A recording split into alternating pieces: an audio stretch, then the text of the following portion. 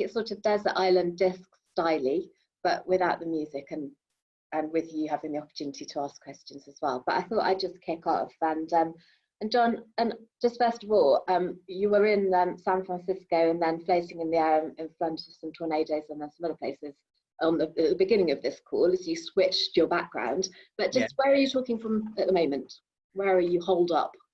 I'm held up in my home in Worcester. Like everyone, I've been sort of social distancing for what, 4 weeks now? Is it 4 weeks?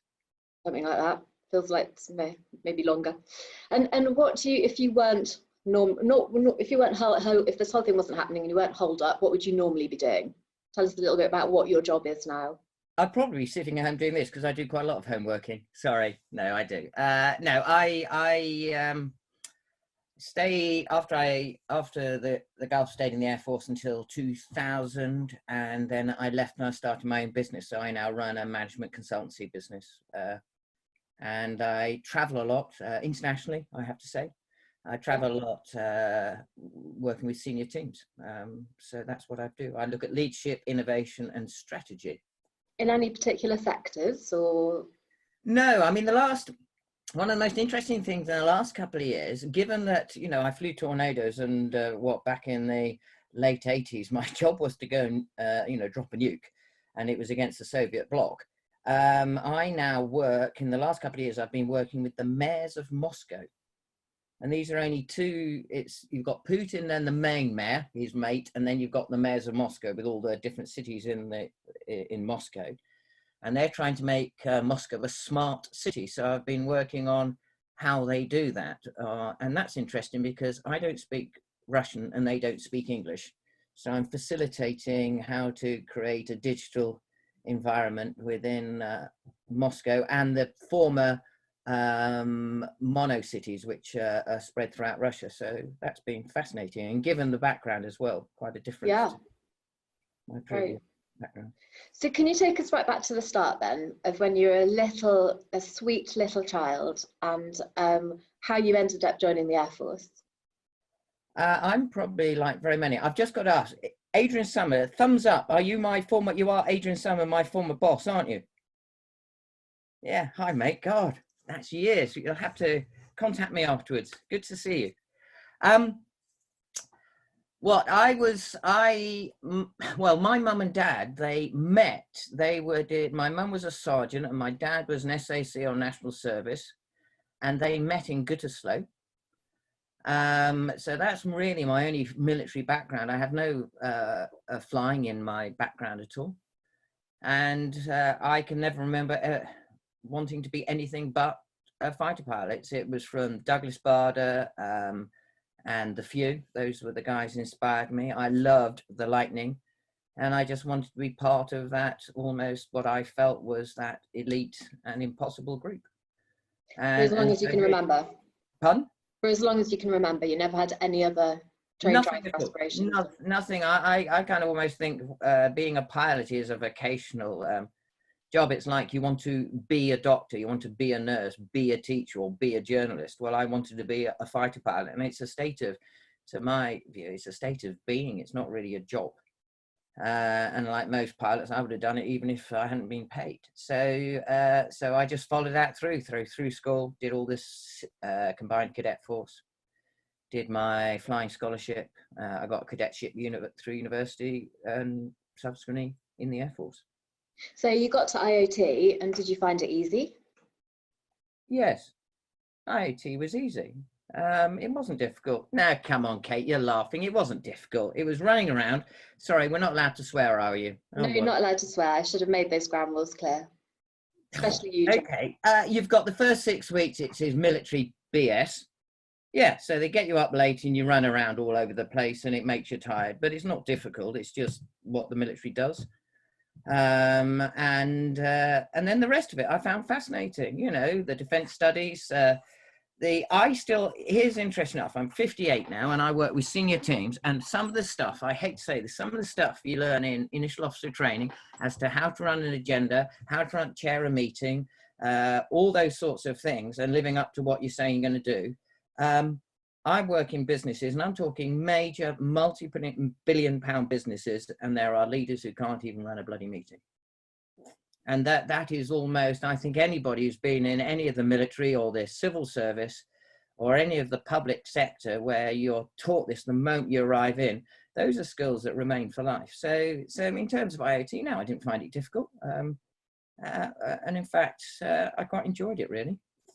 So IoT over, and then it's all about the flying. So what happened to you next? I find flying difficult. And it really surprised me because I'd been good at everything up until that point.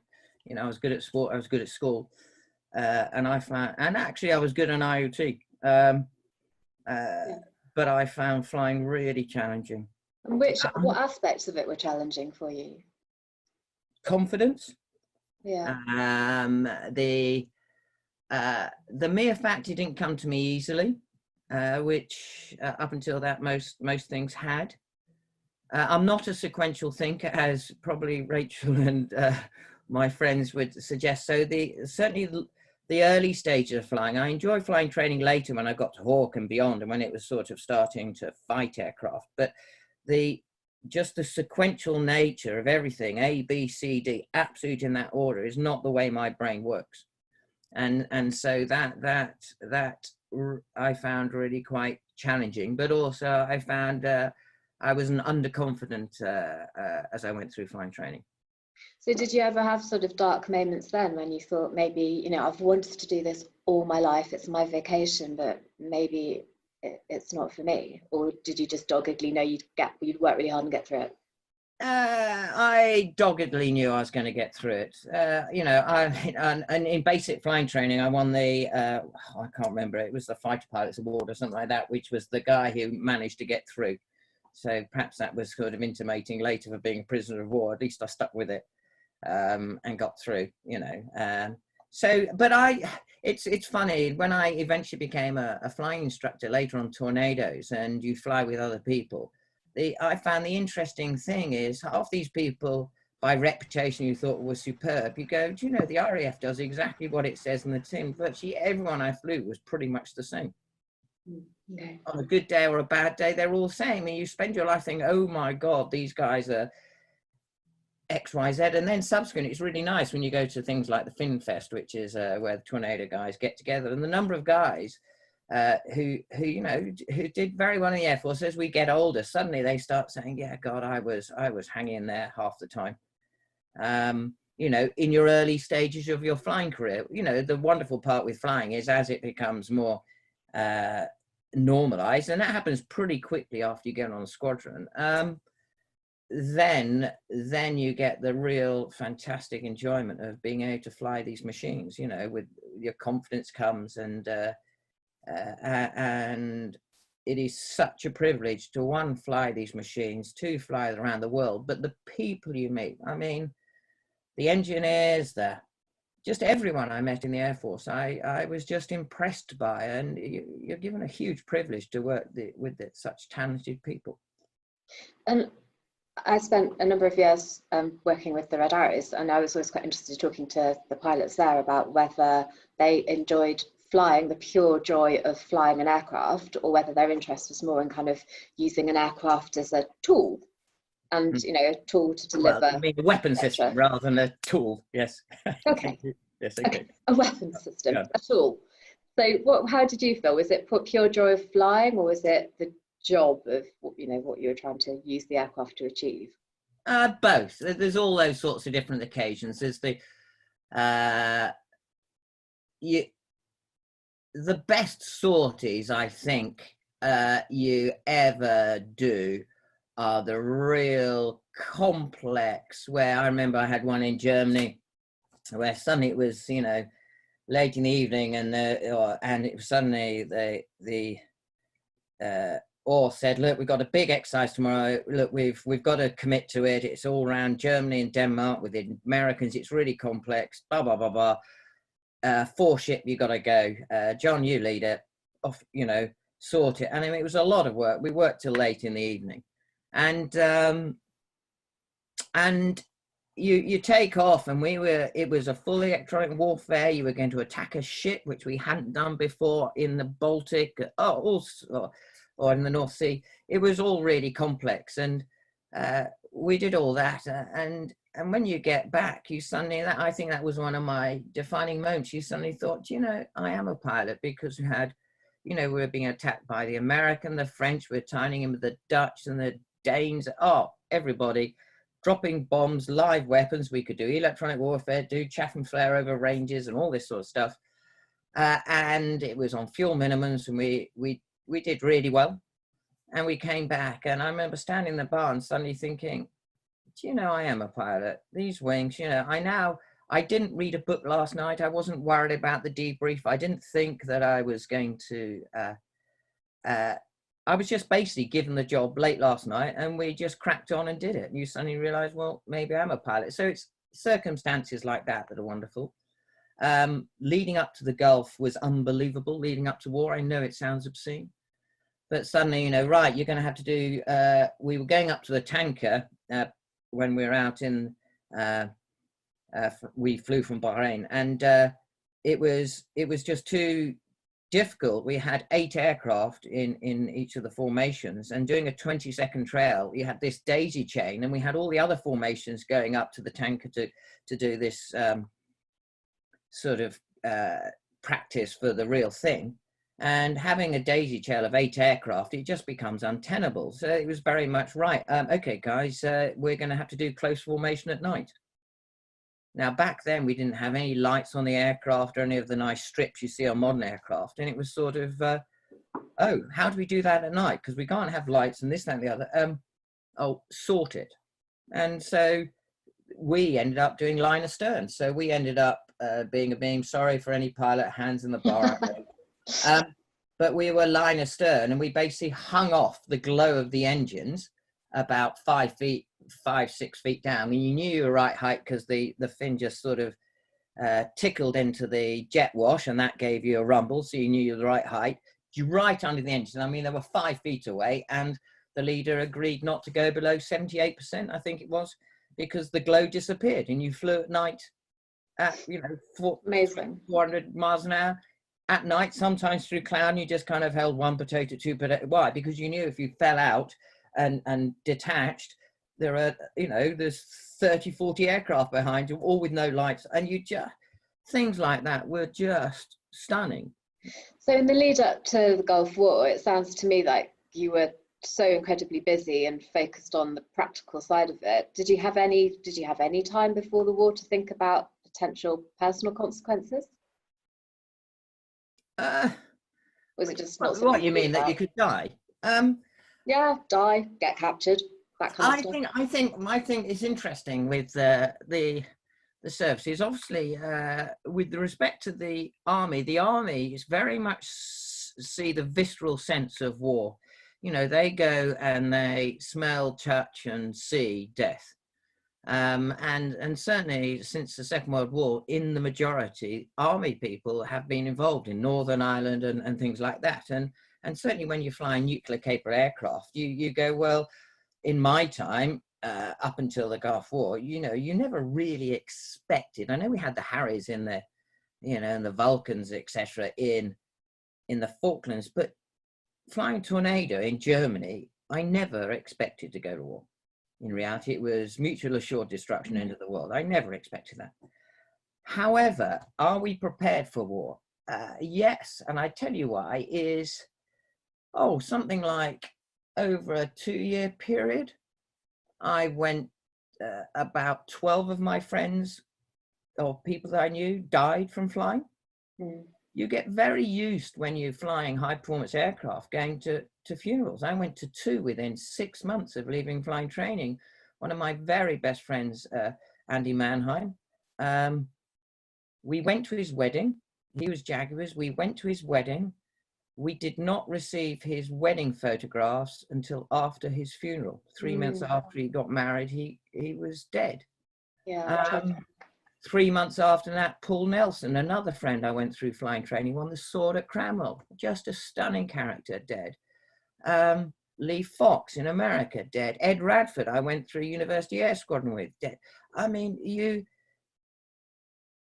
I remember Andy's funerals. It was uniform. I was at the front. We were really good friends with Andy and his wife, Vicky. And I remember standing at the front in the funeral and just trying to stop myself crying, because we're in uniform and you felt you had to live up to this, whatever we call officer thing. And I was getting a splitting headache. I mean, really hard. And at the end, as I turned round at the end of the funeral, every one of my mates was crying, all in uniform, and they're all in. And I really regret I never cried for my friend. And so the first funeral you cry, the second funeral you're in, you're you know, upset. By the fourth or fifth funeral, you've just got to come to terms that if you fly airplanes, friends die. So in terms of war, when you say, did you think of the ramifications? Yeah. If you fly fighters and you're going to war, people will die. And it doesn't make you harsh. And it doesn't make you a null to it. It's just life experience. Sorry, that's all serious. There we go. So at that point, let's yes. Yes, let's move on. Yes. Moving on, John. At that point, then, your family are in Germany. Yes. Yeah. And Gulf War starts. Mm-hmm. And what happens to you then? Well, we stayed in 5-star hotels. Well, so that was just the Harrier Force that did that. Pardon? Yes. That was just the Harrier Force that did that. Or the Red Arrows. No, we were very well. It depends which one. The guys who were in Dhahran, they were in container boxes, and they after the war they said, I don't know how you could go to war living in a hotel, because it was rather weird. We're staying in the hotels because the base was on Bahrain, and you were in shorts and t-shirts because it's hot, and then you'd reach the barrier and literally straight through the barrier, turn left, and you changed into complete war kit with the gas mask, the helmet, and all your flying kit. You did the mission. Now everyone else, after they did the real mission, then came back, went back in the room, changed, and went back into the hotel, which is weird. Yeah. Obviously for me, on the fateful day, I went in shorts and t-shirt type of affair, got into my war kit, and yes, I didn't come back. Didn't reclaim your shorts and t-shirt? No, I never got it back either. Outrageous. Shocking. I know. So how far into the war then, as you call it, your fateful day? Will you just kind of talk us through then what happened in the lead up to it? Oh no, I'm a complete failure. I'm famous for failing. It was the very first day of the war, 17th of January. We came in. We were on the midnight to midday shift. The guys who had already gone out on the evening of the 16th, they'd done a night mission, and they came back, and we were meant to plan that day and then go the next, but we arrived in the morning at 6 o'clock. At midnight, and we were told you're going 6 o'clock in the morning. And actually we argued for 2 hours saying that's ridiculous. There was meant to never be a day low-level sortie by a tornado against an airfield. It was deemed too dangerous. We came in, they said, you're going to do a day low-level attack against an airfield. And we argued for 2 hours about that, lost the argument, and we took off at 6 o'clock in the morning. And yes, we got shot down. So that was on the very first day of the war. And we were the only, and that was the only day low-level sortie of tornado. They went, oh, that was a silly idea, wasn't it? Yeah, well, fine. Hopefully they got that. And luckily we did. And that was you and John? Yes, my backseater, John Nicol. And you knew him well already? Yes, well, John joined as an airman and was on TAC weapons, TAC comms unit. Did extremely well there, got crossed the line, did officer training, and then became a navigator. And I was at the Air Navigational School at the time, staff pilot, and I was the instructor pilot. He was one of the guys went through as a student when I was there. And that's how we met. And then we both went through tornado training separately and then joined on 15, and we were crewed together. And how long had you been flying together then for? Well, I've been on squadron about a year, Okay. so on and off. But then we were crewed together for about from August, really. The squadrons where you fly with everyone else all the time. From Yeah. the squadron, you start crewing up together. So from August, after Kuwait was invaded, we were crewed together. So I'm very, and we've talked about this before, and I'm really sorry to ask you to talk through it, relive it again, but just for the benefit of everyone on the call, can you just talk us through what happened? You took off on that sortie, the fateful Exactly. sortie. So we took off, came off the tanker, went down to low level. We were down at about 50 feet or so. Having come off the tanker, we were up at 50 feet going into target, and then from about 80, 90 miles out from target, we dropped down to about 15, 20 feet above the ground, pushed the speed up to about 550 knots or so. So that's about, 700 miles now, 700 miles now. Flew in, and on the way in, virtually from the whole way in, suddenly there were lots of anti-aircraft puffs of black smoke on the way in. There were anti-aircraft guns, so there were like ribbons in the sky coming towards us. There were plumes of missiles on the whole way in, because it was completely flat and everyone can see you during the day. It doesn't matter how fast you are, everyone's shooting at us. And John, how did you feel at that point? How did you feel? You can see all these plumes of whatever. I Do don't you feel feel anything. focused, scared?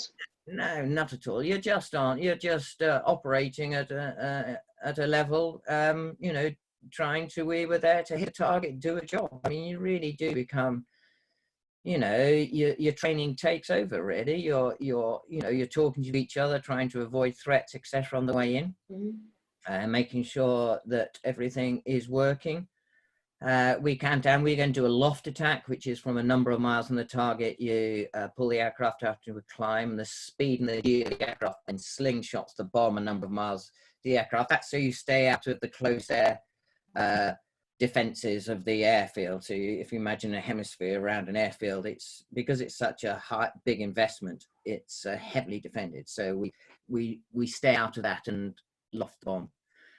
So we went in. As we went into the loft, my HUD just dropped out. Everything went all lally. So I didn't drop my bombs. We're still getting shot at the whole way in, everything. I mean, it was like flying through crisscrosses of bullets, etc. Recovered, swore lots because our bombs didn't come off. And there are many reasons, and I can give you many reasons to why. Our public reason is John would say he didn't switch a switch in the back seat. I don't believe that. He'd never made a switch pigs before. And there's a various number of other reasons. I have a letter here which describes possible other reasons. Came off target and we're on our way back home, 50 miles from the base. Suddenly this is kind of huge kabang, and basically a missile went up our right-hand engine from our 6 o'clock. The aircraft rotated a couple of times. Don't know how I missed the ground. We were doing about 600 knots at 50 feet. A missile went right up at the end, it exploded, took out the flyable wire system. Then anti-aircraft guns hit our right-hand wing. They hit our sidewinder missile. It ignited the rocket propellant, and a 4-meter torch of flame shot out the front of the wing. Slowly but surely started to cut the right-hand wing off. We started to go through all our checks to try and put the fire out. The fire wouldn't go out. We started saying, okay, let's head back. Can we make the tanker? We can't make the tanker because we don't have enough power on one engine to get to height.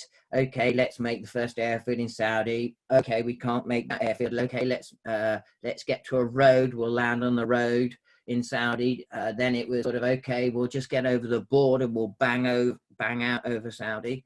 And then John starts screaming, we're on fire, we're on fire. And I went, I know we're on fire. And he said, no, look back, look back. And just all I remember was orange. I couldn't see my right-hand wing. It was totally orange flame. I couldn't see the whole of my aircraft. The fin is 13 feet high in the tornado. I couldn't see that. It was this huge circular orange disc. It must have been 15 feet high, and it was just coming towards us at this phenomenal rate, and it was about 12 feet behind me. So that's why John was shouting, because he sits 6 feet behind me. and you realize this aircraft's going no further. So you then enter the next phase where you start planning your ejection. We did that really quickly, got our position so we knew where we were, etc. Tried to remember it. I forgot that during the ejection. I knew where we were, but not precisely the Latin long. And 3, 2, 1, eject, eject, eject. And we ejected at what I now know, 320 feet. And that's low. Well, it's all relative. I mean, the parachute works. So, yeah. So relatively, is it low? Well, it was high to what we were, so it's relatively high to the height. Okay, so you ejected. Relatively, yes. Okay, it's a low-level ejection. Yes, okay. Thank you. Low-level ejection. Let out the stone. Okay, so you effectively land. When you go out, it's enough. I was in my chute for less than 10 seconds. You come out, because of the forward speed, you'll catch the parachute. Effectively, did that. I managed to open my eyes, saw the ground coming up, released my box. Personal survival box, which comes out with us, that hit the ground, and I just was a sack of potatoes on the ground. And hurt? I had a cut on my eye, but otherwise I was fine. Obviously, right. I'm a fighter pilot. Forgot a fighter pilot. Sorry, yeah, you're invincible. A fighter pilot. I mean, you know, what is it? Definition of a good pilot is the same number of takeoffs as landings. So by definition, I'm a bad pilot, unfortunately. My whole career choice. My life choice. Okay, enough of the self-pity. I'm bad. Pun? Enough of the self-pity, moving on. So by this point, John was quite a way away from you. No sympathy, outrageous. No. So John landed, you were a way away from you, so you weren't within. We landed about, that's when you say, yeah, a low-level ejection. To show you how low it was, we were only 100 meters apart. Okay. So, and he was injured or he was okay? No, he was fine. He wandered across, stood above me. I was a bit dazed from the ejection. He stood there holding his parachute going, looked around and went, this will be the Iraqi desert then. And we laughed. We just sat down and giggled. I mean, it was so pathetic, you know. I mean, I'm flying a 28, 30-ton aircraft with all the, you know, the speed, the bombs, the guns, the computers at the front end of the largest air offensive in the history of mankind. And then you've got these two little pink bodies in the desert, and you're laughing. It's just pathetic. Because you know you're against overwhelming odds. It's not like, I don't know, parachuting into France, for example. Well, it's you've gone to war. You've flown for 3 hours to get there. So you're in the middle of the desert. It's completely flat. There is no one within 1,000 miles who likes you. And you laugh. It's just pathetic. You just go, nothing else you can do. Yeah. I'm not allowed. So how long was it then until you got picked up? About 2 to 3 hours. We did all our stuff, tried to bury all the kit, but I mean, it was pathetic. You had, right. So the experts say you are to evade the enemy. Okay. So first of all, we were down. We had to call AWACS to say that we were down. So you got your walkie-talkie and you're going, I can't get a walkie-talkie out of our life jackets. You go, okay, stand by. So you got this whole bloody life jacket, bright Daigle orange. To give you an idea, the ground for 350 miles around our target varied by 12 feet. We're on a pool table. It's completely flat, visibility 50k. So we're standing there with these two great big Daigle orange life jackets. Then you say, okay, right, we need our survival pack. Right, we have a haversack in our personal survival pack. You wander across and go, oh, they haven't painted them. There's two great big bright yellow boxes. Then we try and pull the survival pack out. Wouldn't come because they're vacuum packed. So you stand by, you pull the handle and the survival dinghy opens up. So we're there with a bloody fully blown up survival thing. It's about 2 meters long, 1 meter wide, fully blown up Daigle orange canopy, all Daigle orange. We've also got parachutes, which are 10, 15 meters in diameters. They are white, green, Daigle orange, anything but desert colored. And we have a burning tornado about a quarter of a mile away with a plume of smoke going up to 8,000 feet in the air. And, the experts say you're to evade the enemy. Yeah. You're to hide your kit. Yeah. Where? I was trained in Wales, you know, so it's just ridiculous. We ended up in this rather ridiculous state where you're going, what the hell are we meant to do here? So we've had a question through from Jimmy, who's asking, do you think that your escape and evasion training helped, or was it not enough? Should it have gone further or more complex? So sounds like you slightly answered that question. No, I haven't, because I'd be unfair to the Siri guys.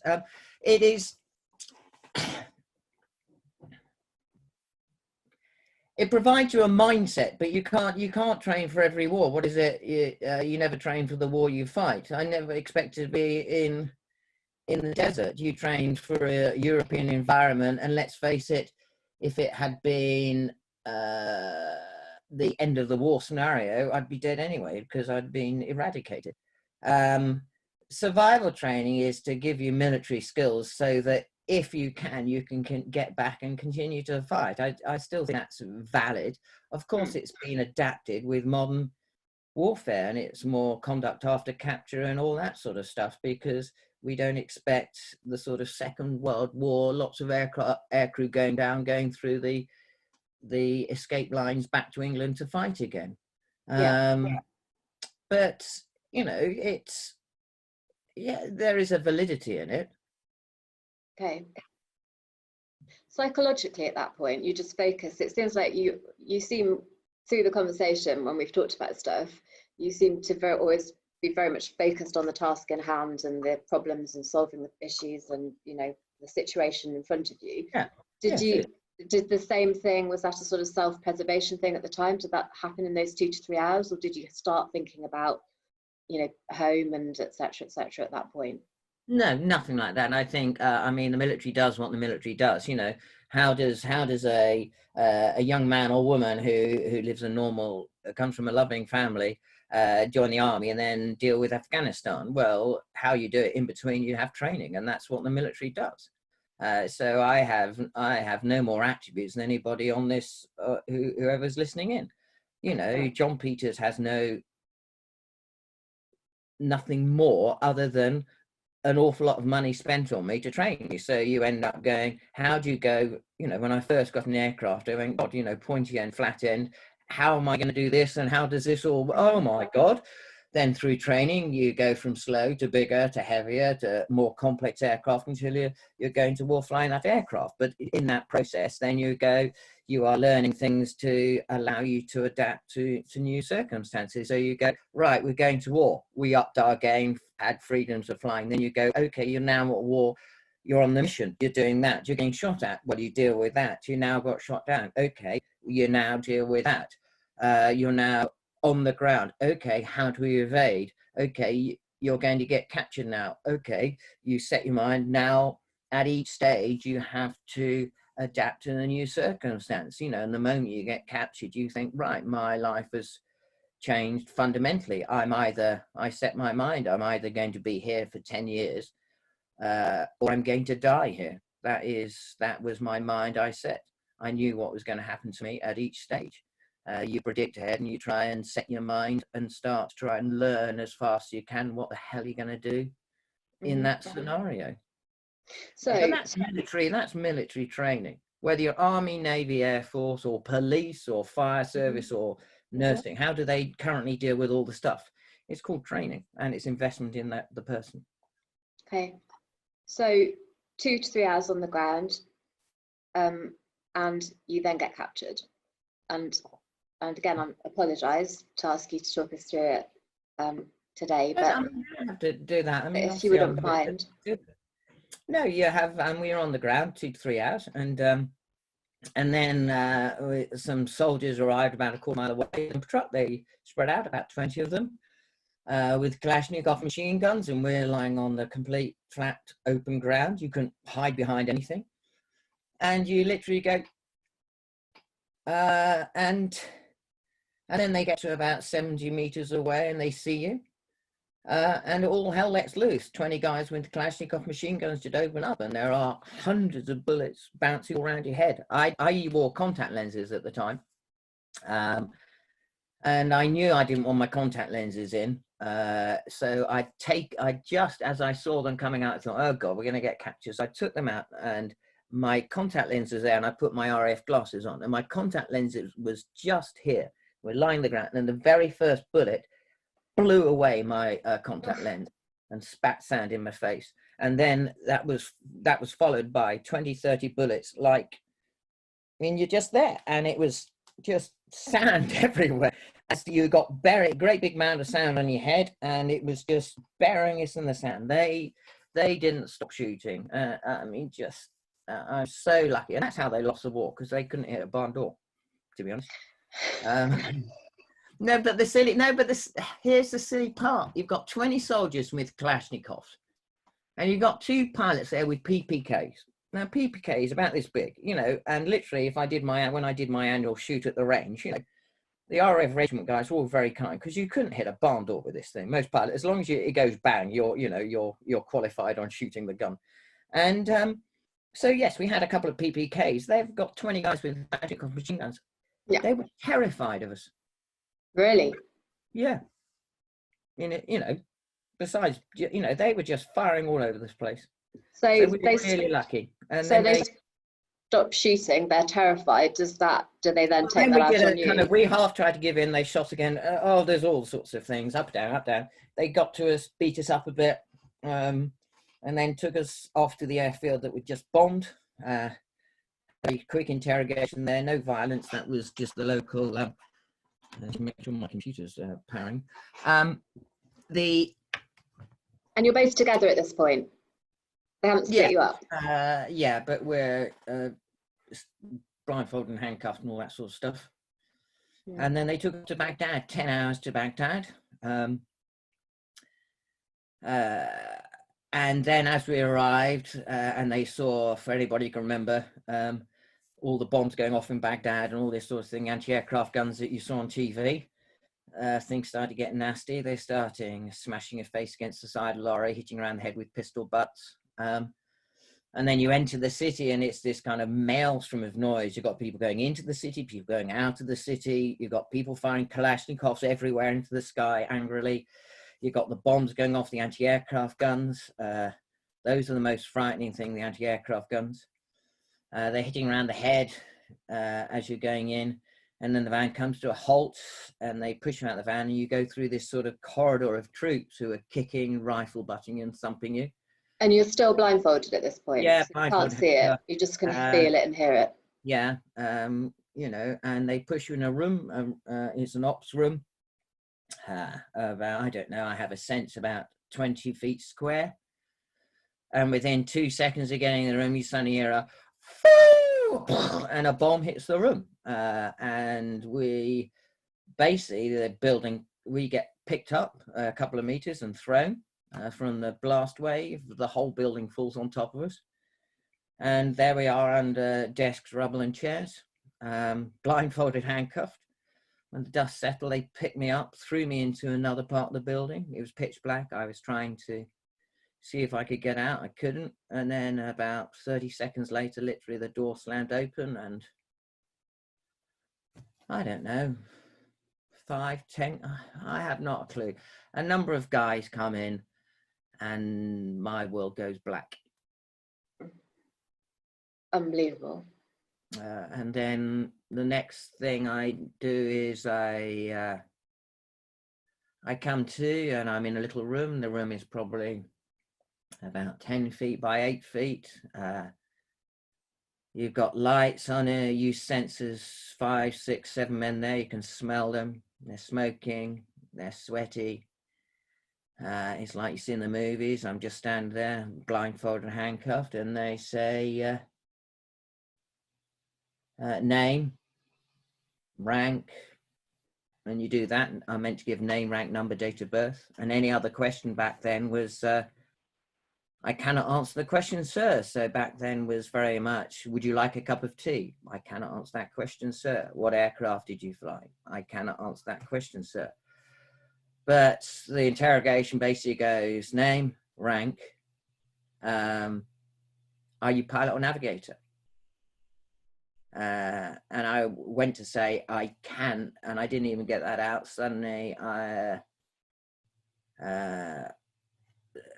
basically a base work comes around my head, and then they pull me up again.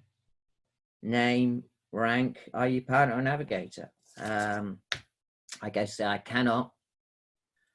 And the base backs around your head, and then they don't ask a question of 40, 50 minutes. You've got 6, 7 guys with baseball bats, rubber truncheons, who beat your body. I mean, I've got 2 crushed vertebrae from my ejection. My 5th and 6th thoracic were crushed. Basically, I got a broken back, and the first 40 minutes, they just hit my broken back.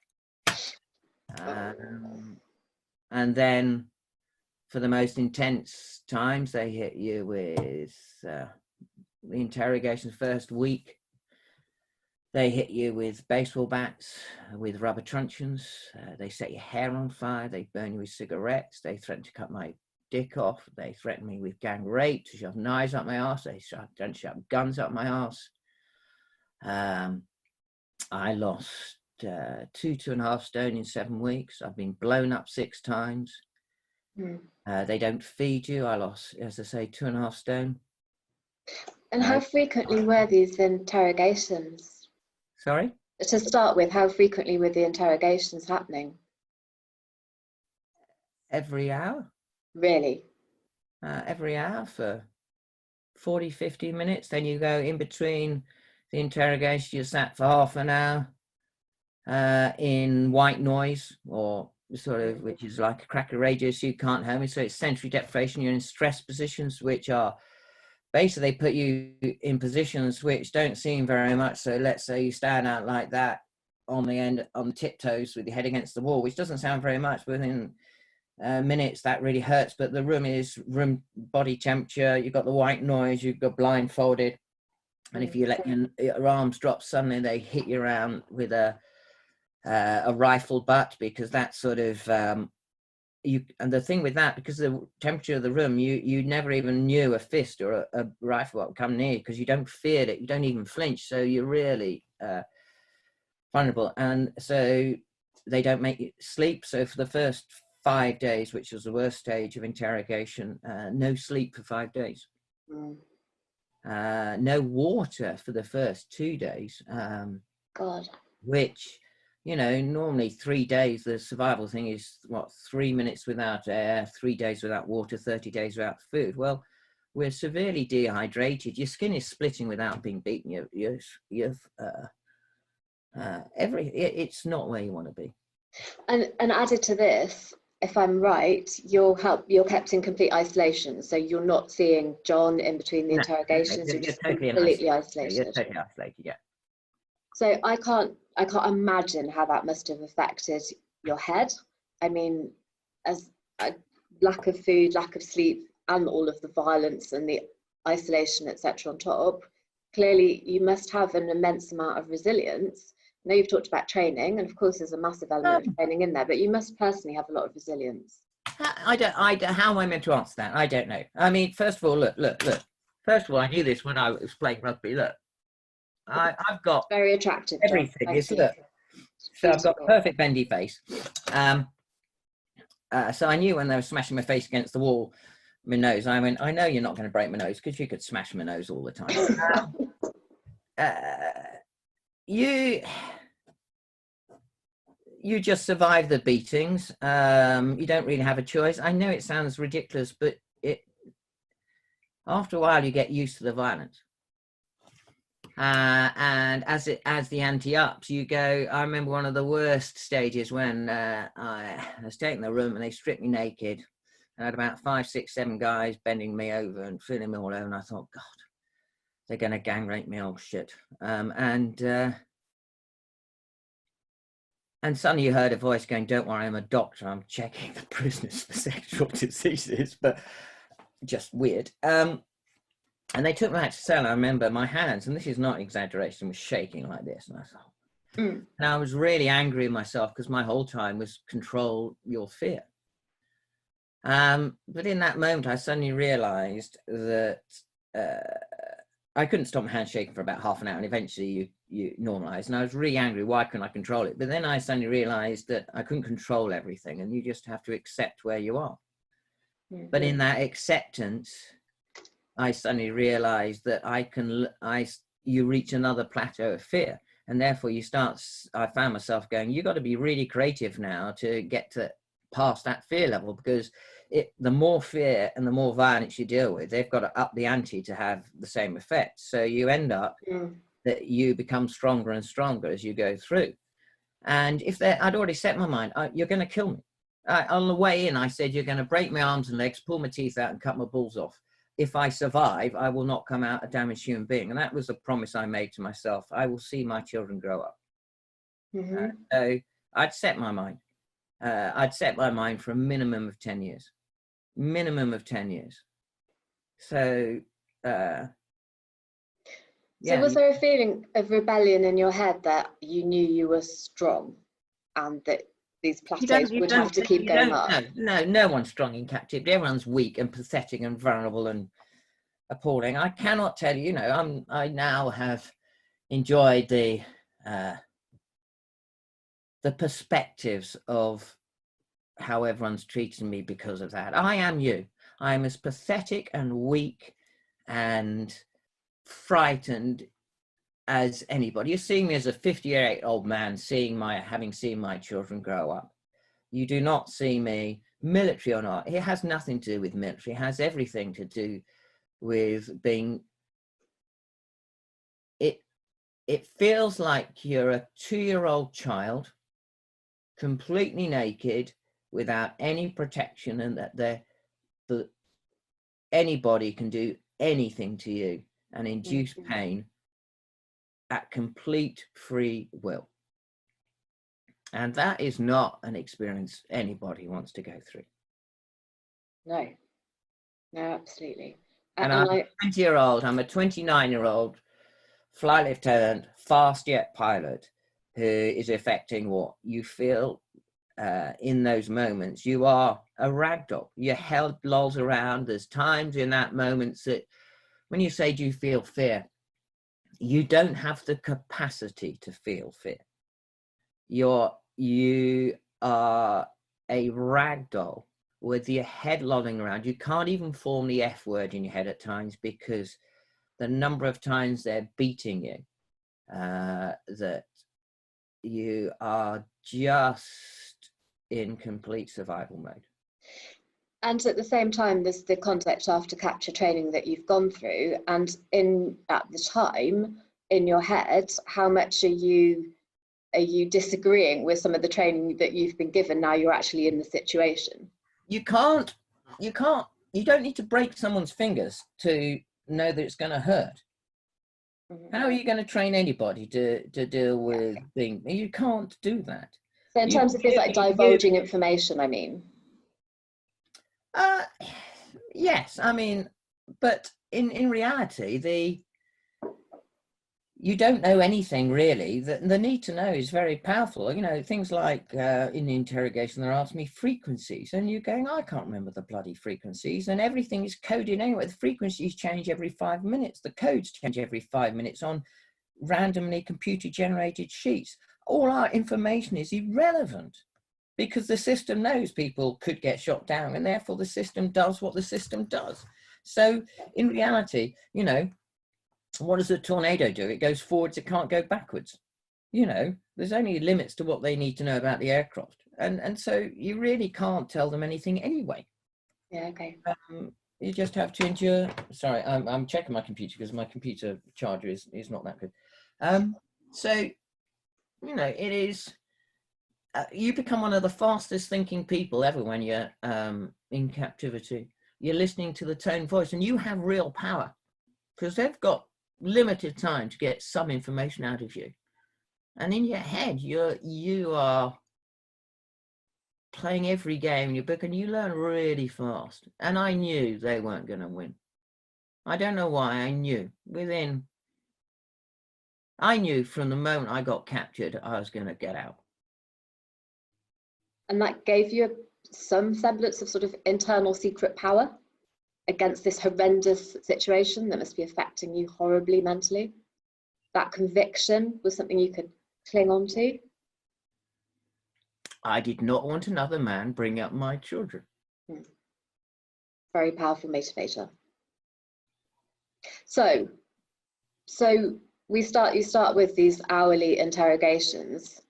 How long does that continue for, and how long till you realise that there were other crews that had also been captured that were in the same facility? That carried on for 4 days until they paraded us on television, where I was in a concrete corridor. They came along, kicked me awake, took the black bag off my head, and your eyes are all sort of getting, you're overwhelmed with the light.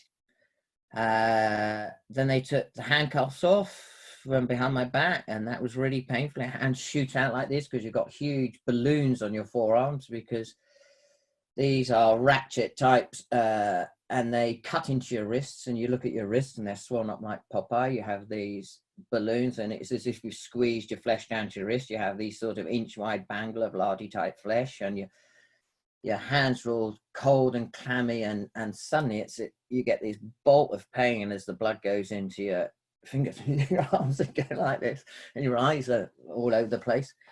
And they say you're going on television, and I refused to go on. And then eventually they put a gun against my head, and they said, pulled the hammer back, and they said, you're going on television or you'll never see your wife and children again.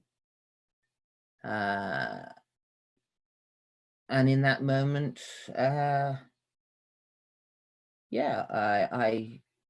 television was the worst thing for me. That image, which arguably people, is in the history books now. I was probably my lowest point, because I'd fought like hell. I hadn't released any information. I thought everyone's going to think I'm a traitor. Everyone's going to think I'm weak. And the enduring image my children are going to have of me, their father, and the father they'd never know, because my son was 2 years old and my daughter was 6 weeks old when I went to war. I was there at a birth. I hadn't really met her properly. That the enduring image that everyone would have was I was a weak traitor, failure of a man, and my children that would be the legacy I would leave. So that was, so I have a very different image. I mean, people now, some people who can be critical and see us on television, and they may see that, that we've written the book and the TV show, but it's very different from behind my eyeballs. And you've talked to other people who, obviously John and the others who were captured as well. Is it similar struggles they have? Do you have similar feelings about the different experiences, or did you all really handle it differently? Everyone's similar and different. We all have peculiarities, and I can't really speak for others.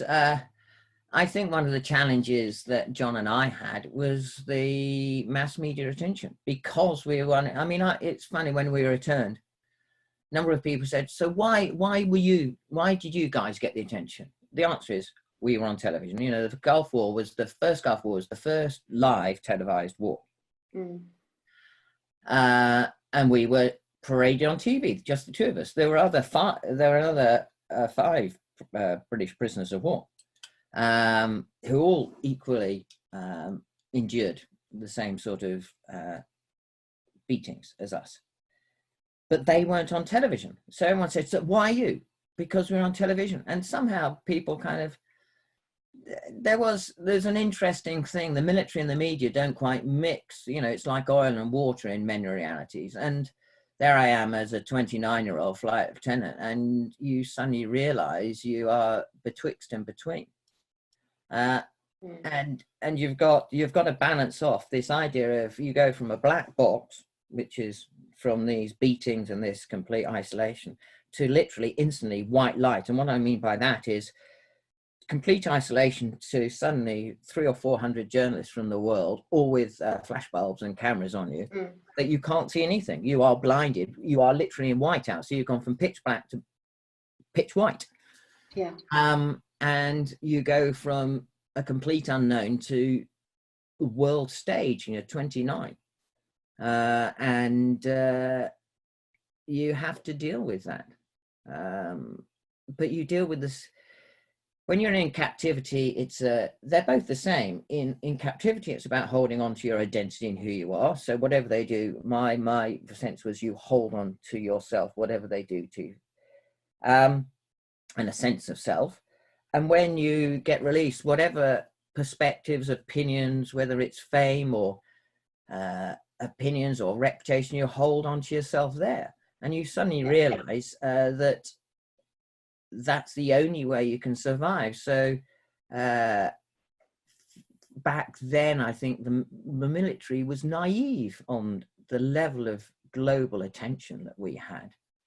And you've got people who were stunning, you know, senior officers, brilliant military, but you suddenly realize, if I listen to you, I'm going to drown because you're naive. You're immature on this. This is a whole new game, you know. And you've got the fame, but you've also got the other side where, because of that image from the Gulf, suddenly I returned to thousands of letters. I mean, thousands and thousands of letters. And the majority for me, I was the married one, the majority for me were from people who'd been abused, women who'd been raped. And the way people treated you, you lose your rank because suddenly you've got an air marshal crying on your shoulder. Yeah. And you've then got, you know, you've got half of the guys on base just coming up to you and talking to you, not like an officer. They're just people. It was almost like this magnet that suddenly everyone wants you, and somehow it's part fairy dust, as if you've been spread, but also that you can understand their deepest fears and how they, whether it's domestic violence or children. And so you've got the two sides of the attention. You've got the glitter side that most people see and go, oh, well, you're in a posh hotel and you've written a book, and, you know, and there's a point of envy there sometimes. But that's the tiny tip of the iceberg. It's having to live up to this thing that people believe of who you are, which is a nightmare. And then the privilege of the humanity in which people treat you, which is unbelievable. So you can no longer, you have to realign yourself, and people can criticize, and I get it, but you have to realize you can no longer just be a military fast jet pilot. You have to turn the dial up on aspects of humanity and compassion, because people treat you so differently. You can't just be the fighter pilot. You have to morph. So then you end up as a 29. You're stuck between all these worlds. You're meant to be a military, and the military was trying to use you politically and bold. You've got the fame when they're trying to use you, and then you've got Joe Public in their way, and this sounds terrible, but they're trying to use you too, because you have done something that they believe that you can help. And so you're in this sort of white water world of expectation where you're trying to come to terms, what the hell has happened? So that is probably way more difficult than the captivity. So that part of it you found even more challenging than coming to terms with all of the horrendous experiences that you'd lived through, or is it just the melange of all of it? It's just, I think I was put through it in my time, and you know, I'm as I say, you're talking to me 29 years later here, but you go through an experience where you go, you're frontline in Germany, which is an exciting life anyway. Then suddenly Kuwait gets invaded, and suddenly the tempo just increases significantly with all the added flying. I went from 15 hours a month to 60 hours a month, you know, and doing all these brand new things, to then go to Bahrain, to then train to go to war, and you're flying at 15 feet above the ground in unbelievable. Then you go to war, then you get shot down, then you get captured, then you get the interrogation, then you get the captivity, then you get the release, mass media attention, then you get the press, then you get suddenly, and the politics and everything is instant. And then you get, I went through a phase in my life where you just go, it becomes relentless, and you just have to deal with it. And you talked about self-reliance and coming back to your sense of self, both when you were in captivity and during this total maelstrom afterwards. Was it, And I completely get that at the time for the military, it must have been just something that they could never have really prepared for or had never had experience of, you coming back, being at the centre of all of this worldwide attention. Was it something that you were dealing with by yourself and as a family, or did you rely at that point, you know, we've talked about isolation during captivity, did you rely on friends to help you through that? No, you rely on yourself. I mean, I think that's what the Air Force,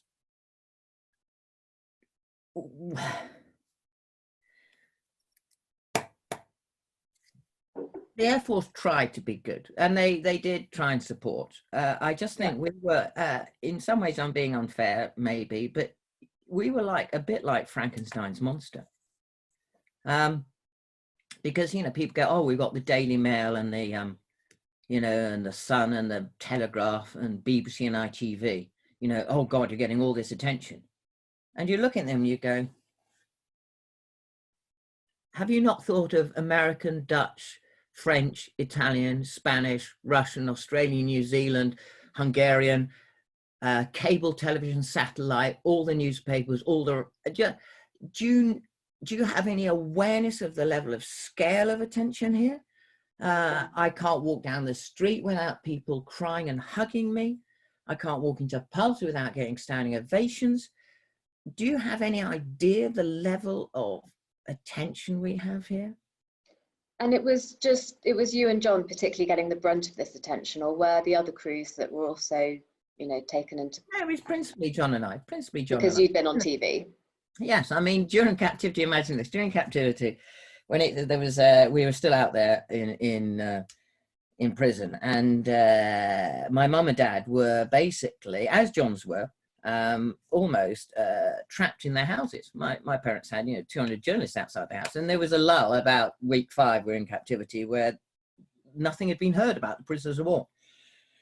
And one of the journalists went up, you imagine a mother having this, went up to the front door, my mum and dad's home, opened the letterbox, put a microphone through the letterbox and shouted into my parents' house, Mrs. Peters, do you think your son's being tortured, or do you think he's dead yet? Oh, I mean, my mother found that relatively, you know, actually she talked about it in an amusing way, but how do you? No. You know, and I think that's the thing, John, isn't it? I mean, unfortunately, the experiences you've gone through probably have taught many militaries a lot that they can use if, God forbid, such a thing happens, you know, in the future. But at the time, you know, everyone was rather out of their depth in terms of that sort of media attention side, weren't they? I think. Look, everybody on all sides, whether you say us or any future enemy, everyone reviews the previous war to see what they can learn, and therefore strategies change. So and now you know, yes, someone could happen like us again.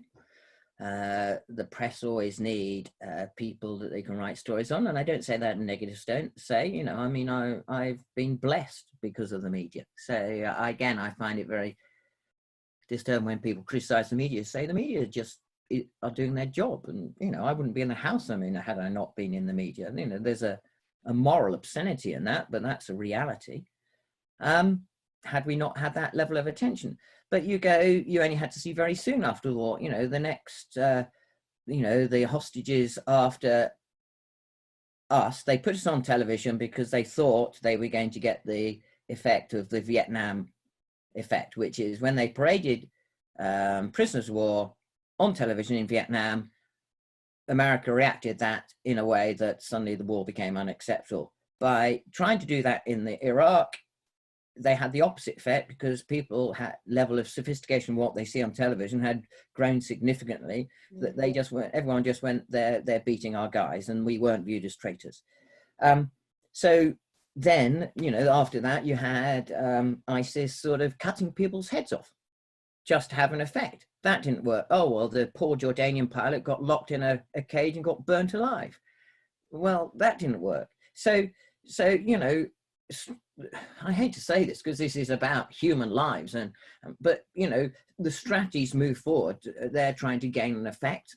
And where, you know, if you're the poor individual who's in that circumstance, you're just trying to stay alive. And that's the enemy trying to gain an effect. But clearly, this media was not the enemy. You know, it was British worldwide media on your side, but was also what I'm saying is, whatever happens to the individual, it is conveyed through media. That's why they do it. I get what made you're up with that. Then you say ISIS tried to show the guys in orange suits to intimate I understand what you're saying, and obey, paraded through media. Yeah, I understand what you're saying. The media coverage. We've just had a question here from Brian. He says, I remember you at Treble TE with one of your other Gulf War prisoners of war, Robbie Stewart, who did Brian's seat lecture for his tornado packs fight. Jammy you, Brian. I recall that you were both in the press a lot whilst at Cottesmore, so that's obviously sometime afterwards. Yes. Did you ever get fed up of all the publicity? I meant to say yes, aren't I? But I'm a vain, shallow, arrogant fighter pilot. And that superficial level, it's amazing. Sorry, it's amazing. Everyone's really nice to you. Do you think it helped? Do you think that kind of outpouring of love that you got when you came back helped? I mean, it must have been awful to deal with, but did it help you as well? What is it, like the T-shirt on the front? It says fighter pilots do feel love, compassion and empathy, and on the back it says, but these emotions don't extend beyond themselves. I'm a pretty standard issue fighter pilot. You know, you know, there's a certain type of character who wants to fly jets. You know, there's an autonomy in there. I hope not an arrogance, but a level of confidence, I suppose. I don't really have any self-esteem issues. And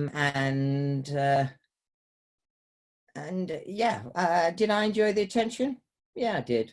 I know I should have huge humility and say, no, it was awful. No, it was wonderful. It seems to me you have a lot of humility in other areas, so probably not when in other areas to make a terrible grade, not when to beat yourself up over. That's a double entendre. Basically, you're not humble. No, I'm just trying to be honest. You can say, you know, would you like to be? Here are what current film star would you find really attractive? Well, actually, could I ask you a slightly different question? Because Jimmy has asked, if your story is made into a film, who would you like to play you? Good question there from Jimmy. Like that one. Well, I would say me, because then I can get flying again. But no, I don't know. You'd have to ask Helen that. I think that would be Helen's. I think perhaps if anyone on this call would like to make some suggestions. If anyone on the call wants to make some suggestions, then I'll read them out at the end. Yeah. Okay, I've got one from Pat. A difficult question from Pat. On reflection, did you ever feel as I assume you and the other John, gave too much information on what particular torture features made you talk, i.e. made it too easy for someone else to crack in the future? Pat also goes on to say, good luck with Moscow, visits there often for the Army Expos at Patriot in Albino and the V Parade fly pass. Have you only just learned to read? Shut up, you. Yeah. No, I don't think we're released to, because I'm very specific on, look, interrogation is they beat me with base bats and rubber truncheons. I don't really reveal what I thought during that time and the strategies I play, and I'm pretty disciplined on that to say what truly would have broken me, because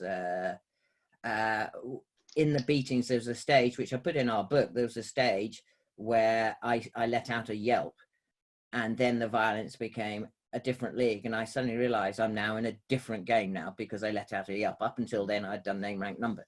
So at each stage you are changing your strategy all the time, and you're doing what you need to do. But I don't tend to cover the strategies unless I'm with a military audience. Okay, so one from me now, if that's all right. So we've spoken before about, I'm sorry, I keep banging about isolation, but it feels quite pertinent at the moment in a very much dumbed down way with the current COVID-19 situation we're in. But the fact that all of these horrible things were happening, horrendous, terrible unbelievable things were happening, and you had no contact with a friendly human being at all. When did that change? Because you became aware, didn't you, that other colleagues were also being held prisoner of war too? Yes, but you couldn't talk to them. There were only about 4 or 5 occasions when we'd got bombed that we were able to talk under the door. So that's when you have a quick chat. At the same time, you don't say too much because you don't know whether these are managed conversations, that they're trying to get you to talk to each other. And without making light of it, you know, having spent far too much of my life around the twin-winged master race, was it all incredibly serious, or were there some lighter opportunities for harsh banter? Well, I mean, there's always I'm not allowed to swear, so I can't tell half the story. So I'm absolutely, I can't tell the story. Of course you. News to you. There's times when you can talk along the corridor. Yes, okay, I'm going to say this in, and you can edit it out if you want. But please, can I just put a health warning if you don't hear swearing?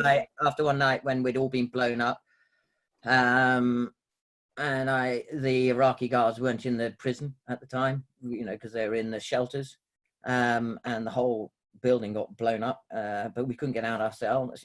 You know, I shouted along the corridor, "Is John Nichol there?"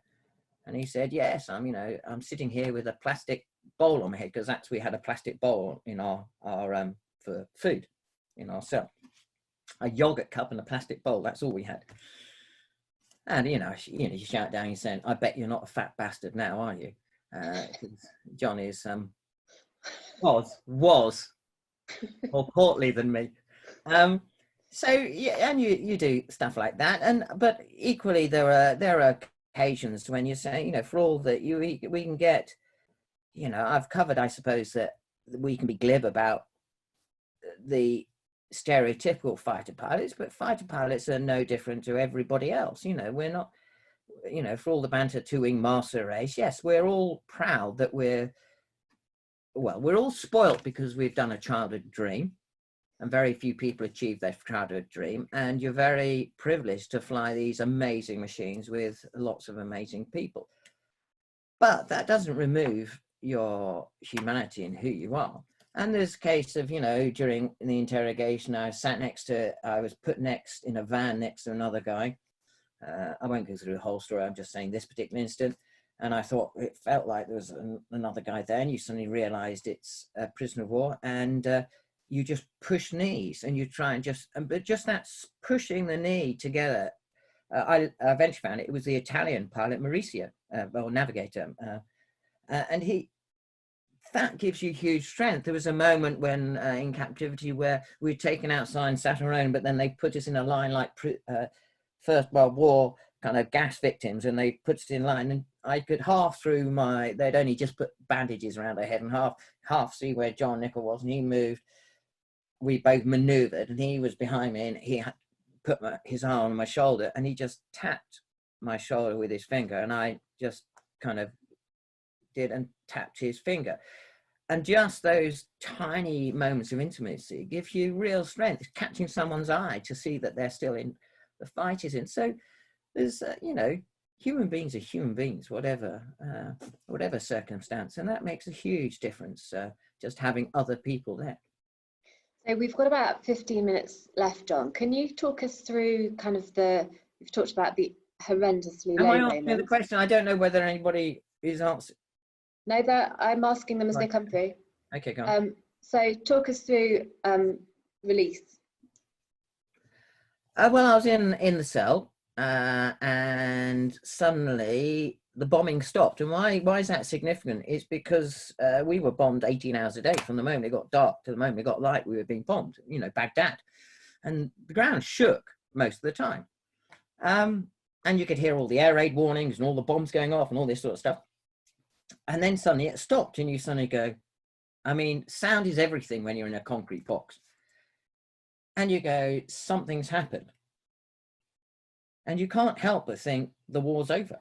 It was that stark. That was.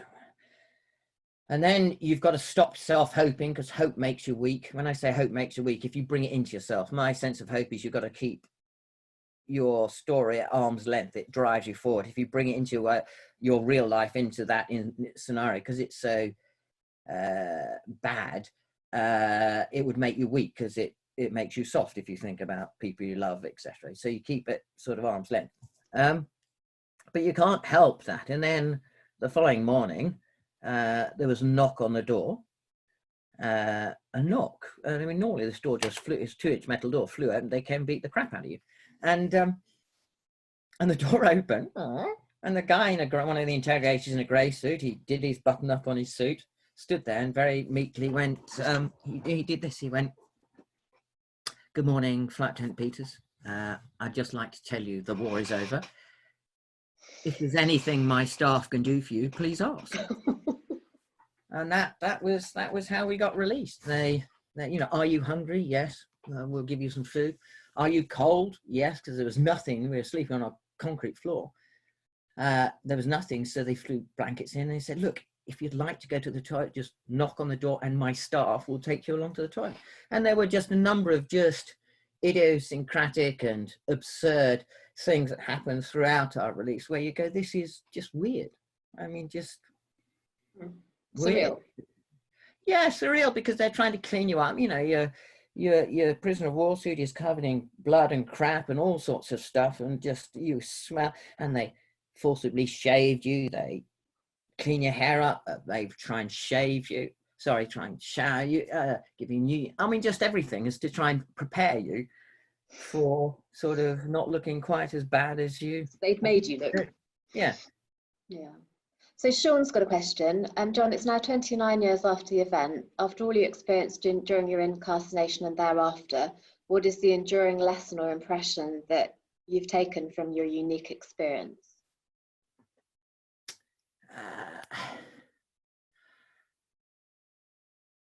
I'm stronger than I thought I was. If you ask Helen and my good friends, they would say I haven't changed. I'm more confident than I was. Yeah, so I'm opposite. I've never suffered any post-traumatic stress. I've never lost a wink of sleep. I found something in captivity, whatever that may be. So I'm more confident than I was. I'm more emotional now than I used to, but I'm not so sure whether that's more willing to express emotion than being more emotional. And feeling it. Yeah. So no, I think that's the enduring thing. And I certainly learned you can take everything away from me and I'll bounce back. So even now, if my very absolute worst nightmare, you took Helen and my kids away, I lost everything, all the stuff I've built over a 58-year-old life, and you threw me naked in the middle of nowhere without any money or anything. Life is for living. I'll just crack on and live it. And Andy's asked, we've lost Andy. Andy, if you could go back, would you do it all again? I get asked that quite often, so if I sound slick on the answer, it's an unfair question. I tell you why it's an unfair question. If you talk to me now, I'm sat in a very nice house and I've had an unbelievably spoilt life. You know, I've met, you know, I've followed Nelson Mandela on stage. I lost count number of times. I had lunch with Princess Di. I could be the most pretentious guy. And the only reason that happened is because I got shot down. You know, I have a book. I've been in a museum since the age of 29. And that the life that it exposed to me, the significance, the voice it gave me, you say, seeing that I'm not damaged either physically or mentally, you go, well, would I suffer if I'd known that at the time, 7 weeks of grief, but knowing that my life would expanded because of experience. And that's a moral obscenity, because most people in the military, their lives are damaged through war or they suffer, but mine hasn't. You say, would I do it again? Well, that answer becomes more and more fatuous in some ways as I get older, because I'm blessed with the life I have. but I didn't know that when I had, you know, in one of the interrogations, you're blindfolded, handcuffed, you've had no sleep, no water. They come along, they kick you to the floor, and literally they beat you up on the floor. And then a man stands on your head, both boots on your head. And I remember the worst part is my nose was all bleeding and my teeth were loose and I was almost choking on my blood. A guy sits on your chest and suddenly you go, you can't move, you die. And that was the most frightening thing. A guy stands on your thighs, another guy stands on your ankles. You've got four guys standing on top of you. You can't breathe.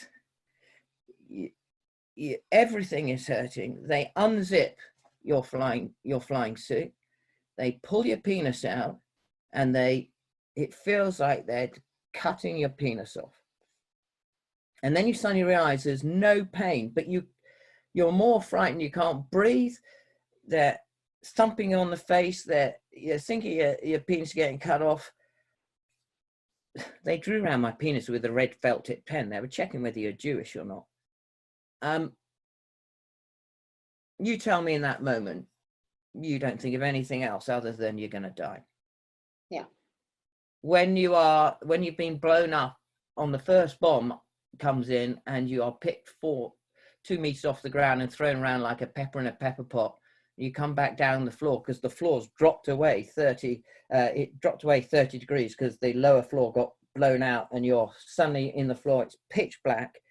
You curl up in a fetal position because I know there's another 4 bombs coming in because I'm in this business, and you're waiting for your arms and legs to get ripped off. When that's gone through, you can smell petrol and burning, and you're frantically trying to get out of a concrete box because you don't want to die and being burnt alive in a concrete box, and you can't escape.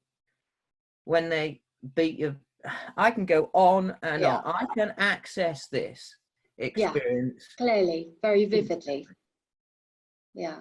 And you say you've never had. What do you want? Do you want to know the unknown, that you are going to die? And this relates to the sadness I feel for the people in COVID. You're going to die totally alone, in a humiliating way, in pain. That's what it's like being a prisoner of war. So. And John, you said earlier. Experience that and wish that on anybody? No, we get that. You said earlier it's never disturbed your dreams or your sleep, I think was the phrase you used. So you never had flashbacks or nightmares, or if that's not too personal a question. No. I mean, I can, I can. So I can take myself back relatively easy because it's a big experience. But you say, if you've been divorced, can you access that relatively instant? If I sound slick and seem to react, you don't seem slick, John. I don't think you seem very raw. I've been asked so many questions that so often in 29 years. I'm almost now, where it took me a long time to take myself to really sort of access those deeper things. These sorts of questions are what have never stopped in 29 years. I would have thought this story would be dead by now, for God's sake. It's 29 years ago, but the story is bigger than me in many respects. I just carry this thing. It's not a bad thing. It just is a thing. John, I always just find myself stuttering thanks at you, so I'm going to stutter more thanks at you. But you're a fabulous ambassador for the RF Association, and we are so grateful to have you, and we're so grateful that you're happy to be honest about your experiences.